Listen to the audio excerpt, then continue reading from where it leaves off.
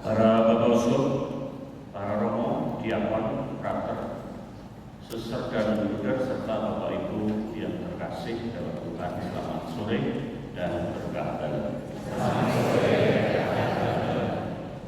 Umumnya dalam penyampaian homili khotbah normal 15 menit. Normal. Yang normal itu harus dibagi dua. Tetapi saya rasa dalam banyak peristiwa di dalam kehidupan kita berjumpa atau menemui hal-hal yang seringkali berlangsung tidak normal. Oleh karena itu, kalau nanti dalam penyampaian saya melebihi yang normal, anggap saya sebagai abnormal. Bapak Ibu, saudara-saudari,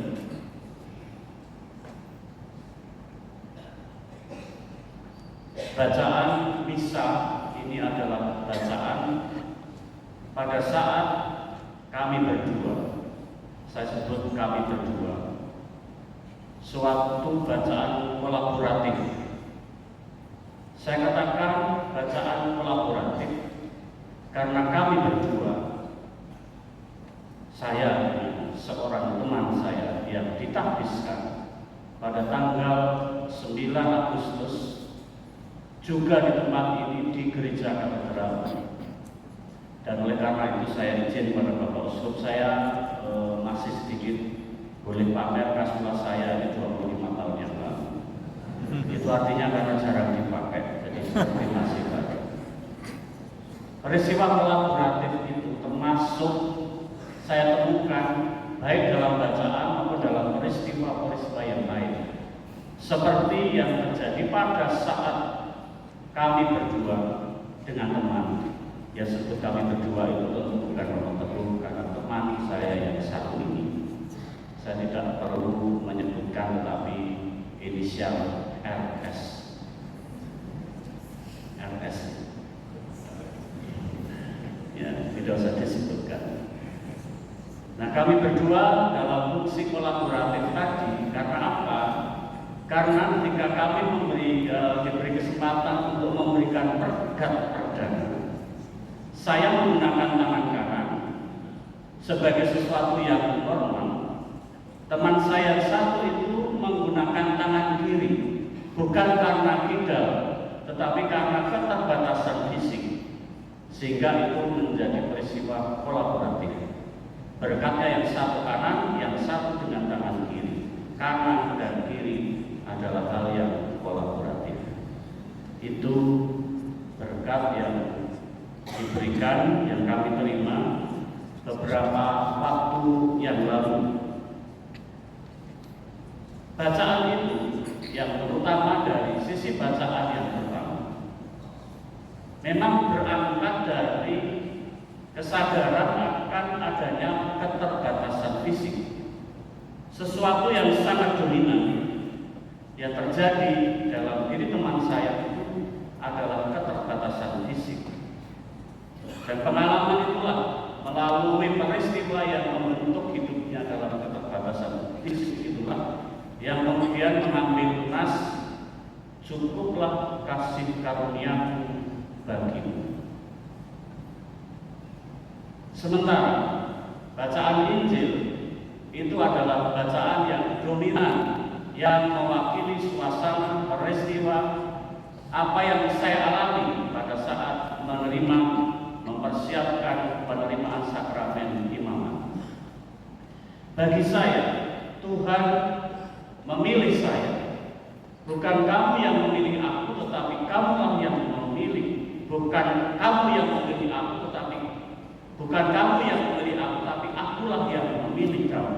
Dan aku menetapkan kamu supaya kamu pergi dan menghasilkan buah, dan buahmu itu tetap. Puji Tuhan, masih sedikit tidak apa. Saya merasa bahwa itulah suatu kolaborasi kami berdua pada saat menerima tahbisan imam. Bapak Ibu, saudara-saudari yang terkasih, dalam perjalanan merenungkan dan menghidupi panggilan rahmat sakramen imamat sampai dan 25 tahun usia perjalanan ini, tentu saya rasakan justru dengan motto yang saya terima, yang saya pilih, bahwa Tuhan memilih saya, itu punya nada yang sangat kuat. Saya merasa mampu, saya merasa bangga, saya sebagai orang yang betul dipilih oleh Tuhan. Sehingga pada akhirnya dengan kemampuan, dengan tentu dalam berbagai macam tugas-tugas yang dipercayakan kepada saya selama perjalanan hidup menjalani imamat ini, membuat saya justru menjadi pribadi yang sombong, pribadi yang merasa sebagai orang yang dipilih. Dan itulah yang kemudian menyadarkan saya kembali bahwa dalam perjalanan menghidupi panggilan itu bukan hanya keterbatasan fisik, tetapi dengan berbagai situasi pengalaman hidup saya berhadapan dengan keterbatasan kelemahan rohani. Ada banyak kelemahan rohani yang saya sadari, saya terima dalam perjalanan menghidupi ini.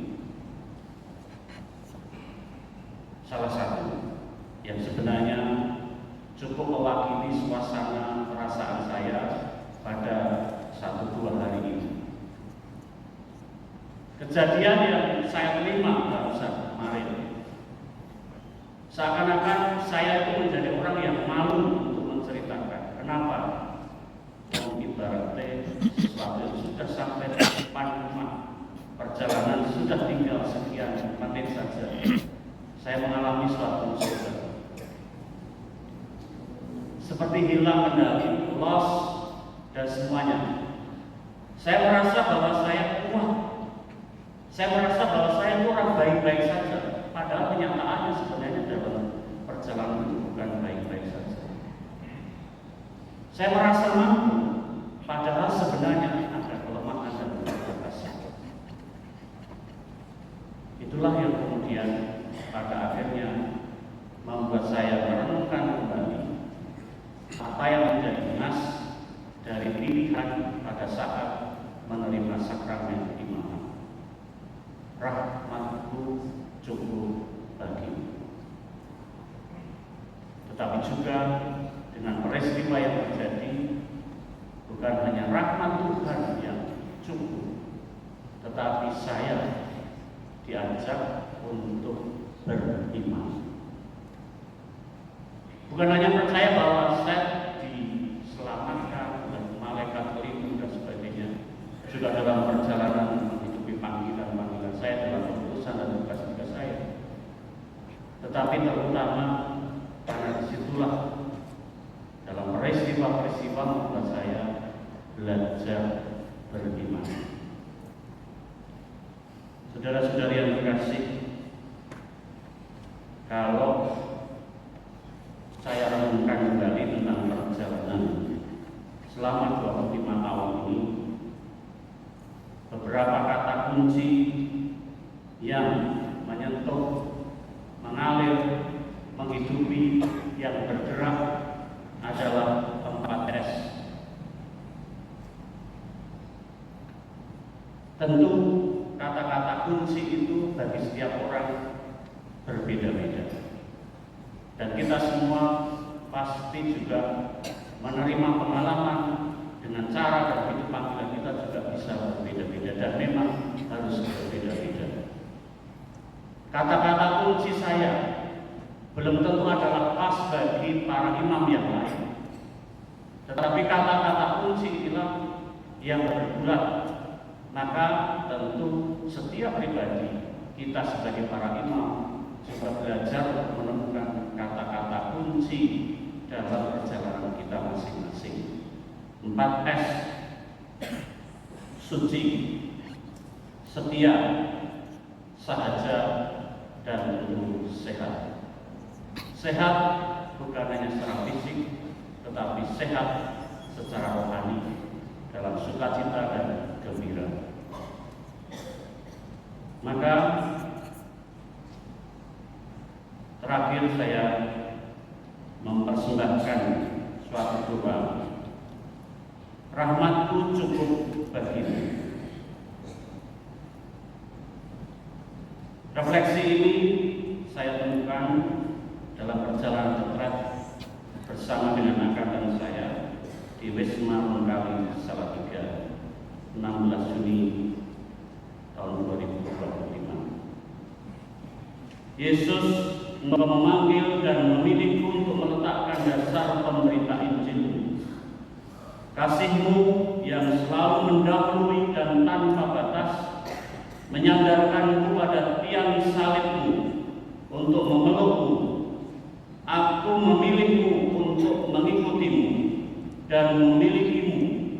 Namun aku kehilangan-Mu, bukan karena Engkau pergi, tetapi karena aku telah menjadikan-Mu alatku untuk mendapatkan nama baik-Ku, keberhasilan dan kekuasaan-Mu. Aku memiliki-Mu untuk menyenangkan-Mu. Aku telah menguasai-Mu dalam hidup dan tugas-tugas perutusan-Mu. Doa-Mu dan firman-Mu di atas salib untukku adalah jalan lembut dan kasih, membebaskanku dari kemiskinan hasrat, tawanan kelekatan dan penjara dosa.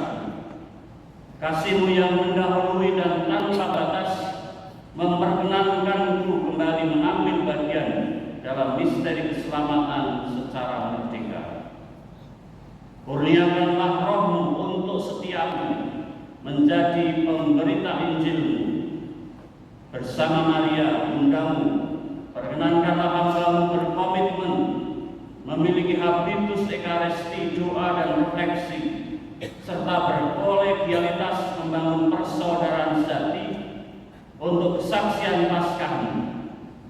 Semoga hambamu bahagia setiap saat melangkah dan mengucap, rahmatku cukup bagimu, untuk hidup suci, setia, sahaja, dan sehat. Moga-moga ini masih normal.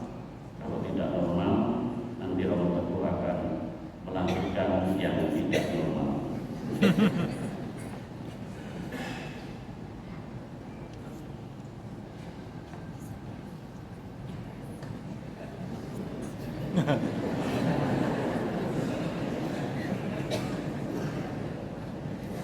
Kedua Monsinyur, para romo, suster, bruder, diakon, Bapak Ibu, saudara-saudari yang terkasih, selamat malam berkah dalam.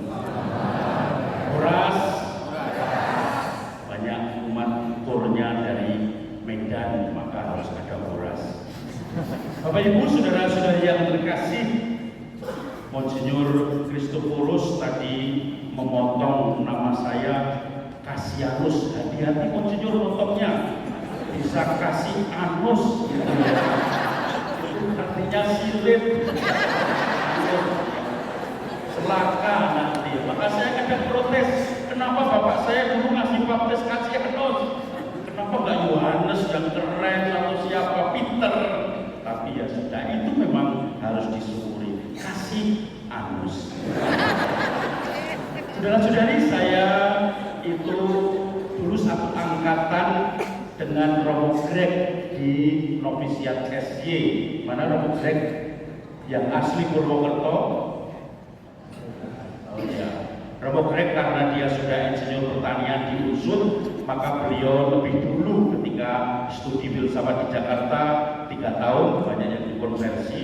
Romo Greg ini seorang insinyur pertanian, tetapi tidak bisa nyangkul, itu yang pertama. Yang kedua, di novisiat dulu membuat penelitian kawin silang antara belut dengan bambu. Hasilnya keris. Nah, itulah segala bentuknya itu. Keris betung namanya. Nah, Bapak Ibu, saudara-saudari yang terkasih, di gambar ini pas di sampul itu, saya fotonya selalu membawa minyak kayu putih. Ya, sudah semakin tua, sekarang harus mengakui bahwa saya sudah lemah. Maka khotbah pun saya kadang-kadang begini.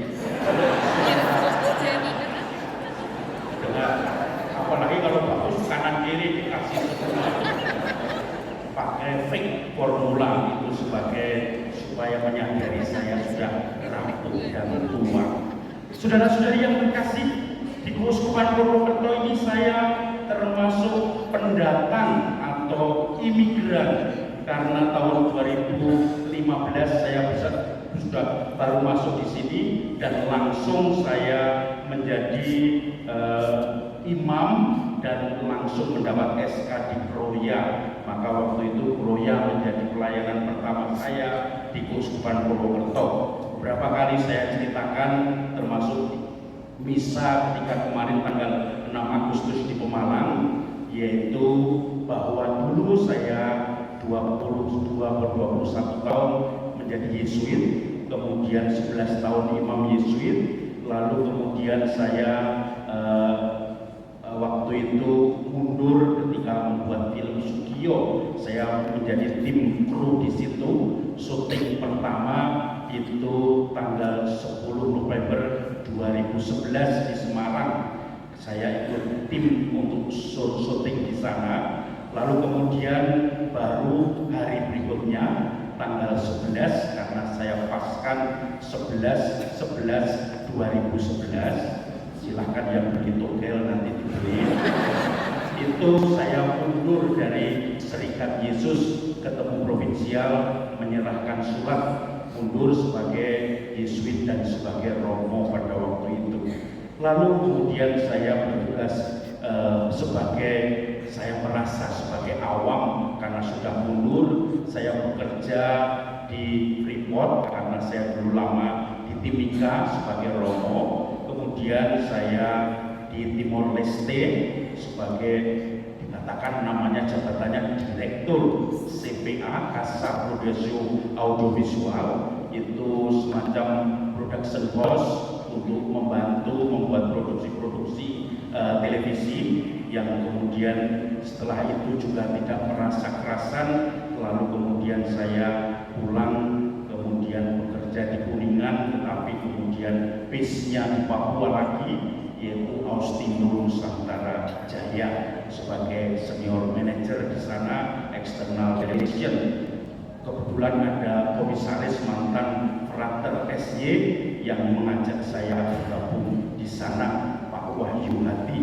Bapak Ibu saudara-saudari yang terkasih, saya merasa di sana sudah mapan ya, bagaimana di Freeport dengan gaji bulan, bagaimana tinggal menikmati hidup, kemudian di Timor Leste, dan kemudian akhirnya ke Austindo perusahaan agrobisnis, kelapa sawit, pengolahan sagu, kemudian ekspor kapsul yang dari sampah sagu itu ke Jepang untuk dibuat semacam bahan bakar yang ramah lingkungan. Dan kemudian saya merasakan di situ tidak puas. Kenapa? Dulu saya membantu orang-orang Papua, sekarang saya menindas karena harus mengatasi di sana di CSR, Corporate Social Responsibility, harus mengatasi kalau ada demo-demo kerusuhan, kalau ada palang-palangan, dan kemudian saya merasa ini bukan yang saya cari. Lalu kemudian di Timor Leste saya juga merasakan ini bukan yang saya cari. Lalu di Austindo Nusantara Jaya itu juga saya merasa kok bukan ini. Lalu saya kemudian retret di Girisonta, di mana saya dulu juga ketika dididik sebagai frater novice itu retret agung di situ. Bahkan karena 2 tahun novisiat saya 2 kali retret agung 1 bulan, dan kemudian saya retret optium dengan Romo Budi Mulia. Lalu satu sore saya ingin jalan salib, lalu saya jalan salib, 14 perhentian sudah selesai, lalu tinggal saya melihat ada 2 gambar lagi di dinding itu. Saya penasaran, saya kepingin melanjutkan itu jalan salib. Ketika saya masuk ke perhentian ke-15, itu ada anak muda yang dipeluk oleh orang tua yang lusuh dengan tas yang isinya botol dengan air yang tinggal sedikit, kemudian roti yang sudah digigit. Lalu kemudian saya merasa ini saya yang kesana kemari sampai compang-camping, tetapi saya tidak menemukan sesuatu. Saya harus pulang ke rumah karena judul lukisan itu home, yaitu pulang ke rumah. Saya merasa dipeluk, dan waktu itu sampai malam jam 9 saya mendapatkan penghiburan rohani dan merasa ini saya harus memutuskan untuk pulang, untuk kembali. Lalu kemudian saya herannya paginya, minggu pagi setengah 6, saya bisa dengan romo-romo sepuh di Emmaus. Bapak Uskup Sunarko dulu juga tinggal di sana. Lalu bacaannya adalah anak yang hilang. Tuhan mempersiapkan saya. Saya merasa bahwa memang Tuhan yang memilih saya, bukan saya yang memilih Tuhan. Karena ketika saya lari, ternyata saya masih dikejar-kejar lagi, dan saya kemudian bergabung. Lalu kemudian setelah selesai retret, saya membaca Kompas, ada iklan untuk semacam persiapan kembali menjadi imam. Saya tidak tahu ke kongregasi mana atau ke keuskupan mana. Lalu di situ ada lowongan pekerjaan sebagai konsultan untuk rehabilitasi narkoba, dan itu di Sentul City. dan saya tidak tahu ternyata miliknya Romo Somar MSc. Maka ketika saya diwawancarai oleh psikiater, seorang ibu dari dokter psikiater Rumah Sakit Karolus, dia mengatakan, nanti Pak tunggu 1 minggu ada pengumuman, sekarang silahkan minum. Tapi begitu naik ke kantor, langsung saya ditelepon suruh masuk ke atas. Romo Somar langsung mengatakan, selamat datang. Dulu saya juga tinggal di Belarminus. Belarminus itu komunitas Yesuit Sanata Dharma. Maka dia juga waktu itu studi di Sanata Dharma, tinggalnya di Pasturan Belarminus. Saya merasa saya titik kemudian di situ, lalu memakai, karena saya itu studi teater untuk walaupun Romo tapi saya studi teater. Saya juga dulu ketika di Manila sering pentas, harus wajib membuat pentas setiap semester sekali. Lalu kemudian ada 1 teater untuk terapi, maka saya memakai metode teater untuk terapi orang-orang yang ketagihan narkoba itu. Lalu kemudian Monsinyur Narko mungkin diupdate oleh Romo Sarti, dan yang Romo Sarti itu satu asal dengan Monsinyur Narko. Beliau menelpon saya, ayo kita ketemu di Wisma Uskup di Jakarta. Saya dari Siti ke Jakarta, suruh cerita, saya cerita sampai 2 jam lebih. Lalu Monsinyur begitu selesai tidak menanggapi cerita itu, bahkan cerita-cerita yang mungkin menurut saya jelek kebusukan saya.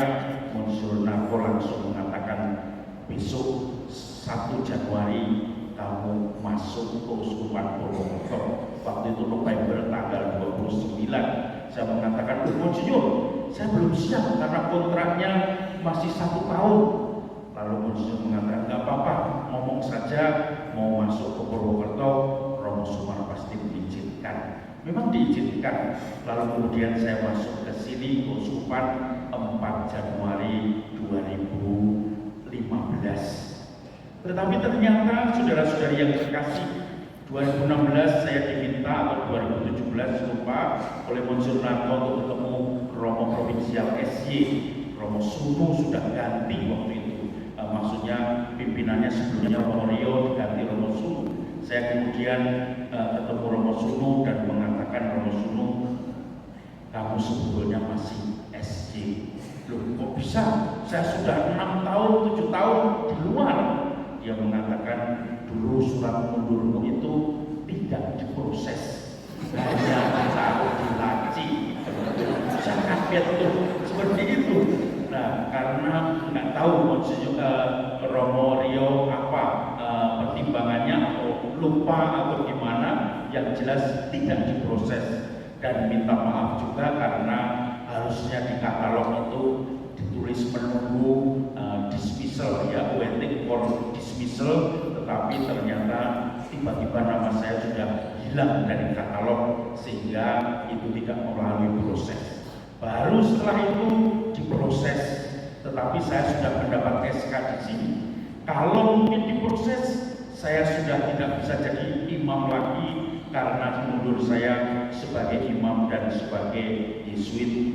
Lalu kemudian mungkin karena Roh Kudus maka tidak diproses itu. Baru 2018 Januari Monsinyur Narko resign, saya diminta ke Provinsialat untuk mengurus semuanya itu. Lalu tanggal, saya lupa, 3 hari Januari 2018 saya disuruh menulis surat mundur lagi setelah 7 tahun saya di luar. Lalu kemudian diproses, saya menunggu sampai dikirim ke Jeneralat SY. Lalu kemudian Agustus 2018 suratnya keluar, tetapi saya sudah mendapatkan SK di Keuskupan Purwokerto ini. Saudara-saudari yang terkasih, semuanya ini bagi saya menjadi liku-liku kelemahan saya, maka dibutuhkan doa-doa dari Bapak Ibu semua. Romo itu jangan hanya dimintai doa terus, mendoakan ini Romo, doakan, tetapi romonya juga didoakan. Jangan lupa, karena romo itu juga lemah dan butuh doa-doa. Saya merasa bersyukur mempunyai seorang ibu yang sungguh-sungguh setia. Karena saya di luar itu, ibu saya mendoakan terus supaya saya kembali, dan kemudian setelah 5 tahun di luar, akhirnya Tuhan pun mengabulkan saya kembali. Merasa tidak mempunyai apa-apa di luar, merasa ternyata yang menjadi impian saya dulu tidak saya dapatkan, dan saya harus kembali ke rumah Bapak. Mungkin kalau dulu kembali dalam arti disiapkan peti mati, itu siap juga ya. Tetapi ternyata kembali masih diminta untuk berkarya. Seperti Nabi Yunus yang lari dari pelutusan karena kecewa, saya pun mengalami itu, dan tidak di dalam mulut ikan, tetapi di dalam mulut kekecewaan dan juga sesuatu yang bagi saya tidak menemukan apa-apa di luar. Maka saya merasa kembali. Bapak Ibu saudara-saudari yang terkasih, saya berterima kasih untuk para romo-romo Unio di Keuskupan Purwokerto yang menerima saya dengan segala kekurangan dan juga kelebihan kelemahan saya, dan tentu saja ini menjadi kekuatan bagi saya untuk memulai lagi. Tidak mudah ketika sekarang ini saya sudah mengalami, misalnya dulu ada orang-orang yang memperhatikan saya, tetapi sekarang kalau ada apa-apa seperti sekarang, masuk angin rasanya muntah-muntah, mau muntah misalnya karena masuk angin semua, lalu kemudian hanya bisa mengolesi sendiri apa yang ada, merongi sendiri, ngapa-ngapa sendiri, obatnya opo-opo wis diombe orang mari-mari, malah tambah sakit gula harus dengan insulin, kemudian sakit ini, sakit itu, semuanya tambah. Kalau Bapak Ibu kayak gitu, sudah pasti ada yang memberi perhatian, entah pasangannya, entah anaknya. Kalau saya perhatiannya adalah asuh yang di pastoran. Maka sekarang saya hanya bisa bersyukur dan mencoba mendengarkan apa yang dimaksud oleh Tuhan.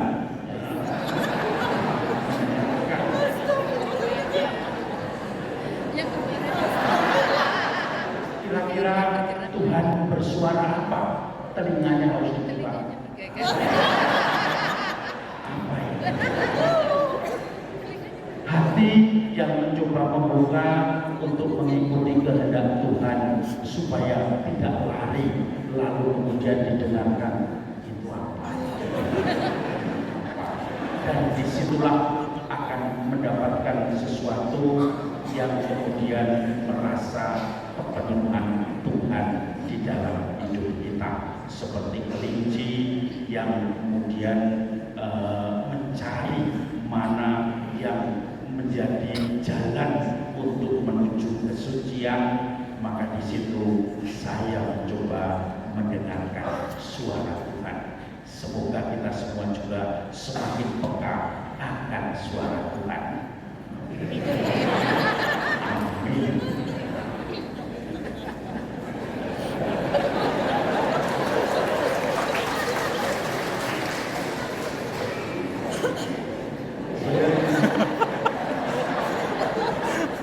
Saya ingin meminta maaf kepada Romo tadi saya menunjukkan manusia. Bukan peoratifnya, tapi peoratifnya saya akan beri nama yang halus dan bagus. Kasih itu maringi, anus itu bokong, jadi namanya maringi bokong.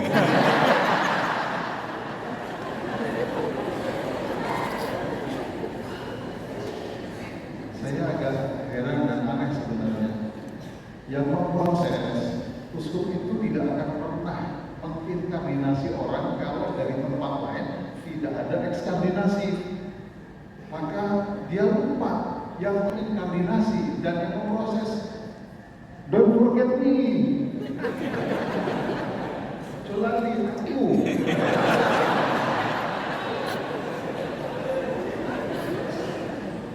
Dia mengawal-awal kemana, akhirnya diputuskan untuk memang inkardinasi. Makanya sekarang betul kata Rasulullah masih tetap Yesuit. Maka dia bukan projo, bukan Yesuitan, tapi MSD, mantan Yesuit. Dan juga saya tadi mendengar memang 7 tahun di luar, berarti ini belum 25 tahun Romo. Wah, ini kok hadiahnya itu.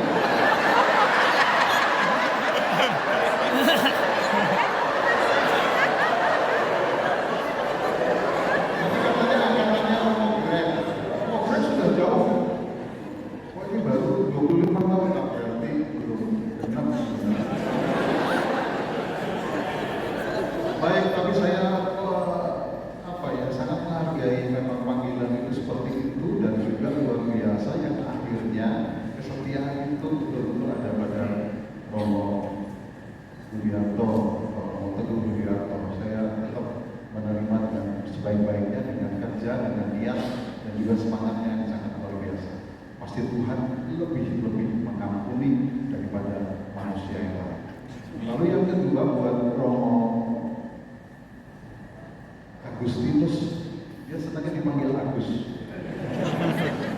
Agustinus Duyantoro punya teman hanya satu, tapi berdua sebenarnya. Saya tadi ke KRS ya. Yang saya sih jangan sampai mengucapkan itu, panggil saja Robertus Suranji. Memang agak ada kelemahan fisik. Romo Robertus Suranji yang mantan itu, dia memang ada kelemahan fisik, tetapi ada kelebihan fisik yang luar biasa. Dia punya istri, punya anak. Malah bermotor yang lemah fisiknya. Dia tidak mampu. Tapi sangat luar biasa, saling mengisi satu dengan yang lain. Mungkin ada kelemahan siapapun juga, tetapi saya kira dengan perjuangannya Romo Toro sampai yang bertahan sampai saat ini dan terus-menerus kita akan percaya akan selamanya tidak ada namanya kontrak dengan imam, tapi kontrak itu seumur hidup. Kita akan tetap menjalankan itu. Justru dengan kelemahan fisik Romo Toro, dia akan selamat sampai terus. Tapi kalau tidak yang satu itu, kalau Romo Monsinyur Sunarko selalu mengatakan dengan teologi resleting, maka justru kalau tidak lemah itu perjuangannya berat sekali. Tetapi kalau Romo Toro karena nggak mampu, ya perjuangannya jadi lebih aman. Sekali lagi